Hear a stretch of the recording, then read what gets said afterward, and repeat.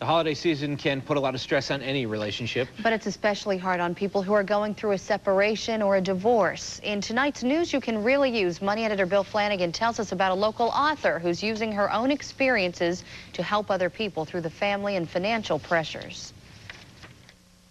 But just here, hold the top, go like this. Loriann Hoff Oberlin's life has a way of finding itself into her work. A freelance author, one of her books is called Working at Home While the Kids Are There Too. Her most recent book had its beginnings in the holiday season about 5 years ago. I found myself suddenly separated at almost the end of October, 5 years ago. And I'm not going to say it was easy, but, you know, I made determined steps to get through it. The new book, Surviving Separation and Divorce, is a woman's guide to making it through the first year. And if that year begins in the holiday season, it can be even more of a challenge. The holiday season can stress any relationship as couples balance family and finances, but it's an especially difficult time in the event of separation or divorce. In some ways, Oberlin says a separation can be even harder. Plenty of financial uncertainty without the finality of divorce. You want to minimize the alone time.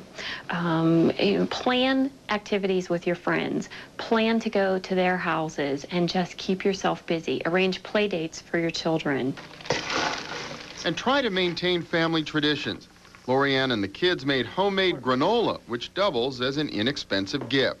And that combines family time and time with your children, which is sometimes at a premium when you're going through a stressful situation. Whatever you do, keep it simple. Money and time are likely to be tight for a newly single parent. Trying to put yourself in the company of positive people and trying to be low-key.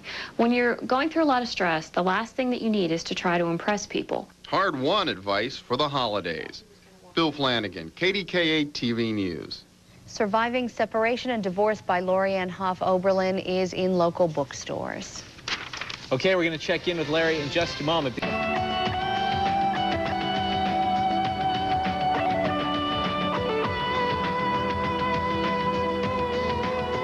Surviving Separation and Divorce by Loriann Hoff Oberlin, who is the person sitting to my immediate left. Welcome. Hi. You're divorced. I'm Yes, divorced. I am. Half the world seems to be divorced. Doesn't it, though? So it really is one of the most difficult, and as you pointed out just now during the break, and I want to share with the folks at home, this also has to do with surviving separation, which may or may not lead to divorce. Exactly. You may have, you know, a reconciliation, or, you know, let's face it, people who are on the road to divorce have to go through the separation part first. So, all right, how do you survive separation? I'm not kidding. When I said at the beginning of the program that I talked to my friend who's getting divorced after 20 years, and he said to me, I hope you don't have to come to a funeral. Now, I think he's laying it on a little thick, but he may have had suicidal thoughts, and he's just surviving the separation part now. I mean, it is a very, very hard transition in life. And if you look at the stress scales, it ranks up there with the death of a loved one. I think it's, you know, death is the first, and you know, divorce is next. And that is very difficult for people. And I think that it's most difficult for the person who doesn't choose, because let's face it, you have a union of two people. One person can walk, and the other person is left shell-shocked in a lot of times. And that's probably how your friend felt. Exactly. His wife's helping him, he doesn't know why. He didn't even cheat or anything, for crying out loud. Well, if you're going to get divorced, you might as well, you know. John. Not really, I don't mean that, but... Don't start. No.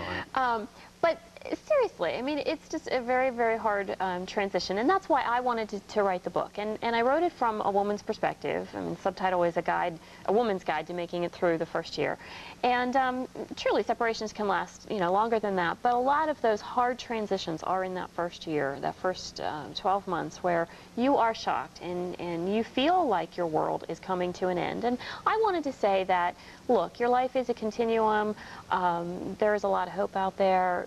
But here's how you have to get there, and you have to walk through the pain sometimes to get to the other side. Isn't that the truth? And when you're in the middle of the pain, it seems as if you'll never get to the end of the pain. It does seem that way. And so what I've tried to do is to point people point women in the direction that directions that they should take.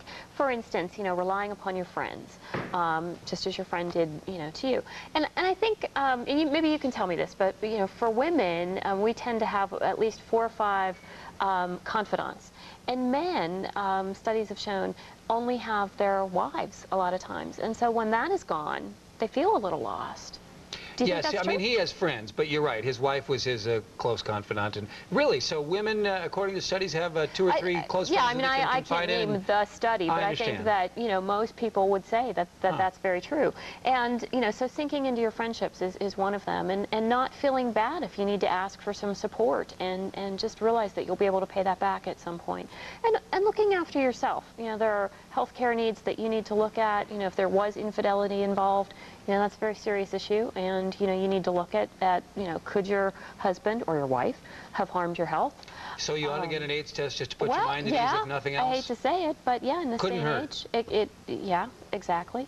And then, you know, your mental health too. And I think that can't be stressed enough, that, you know, this is a process that can lead to your being very angry for even the rest of your life, if you let it.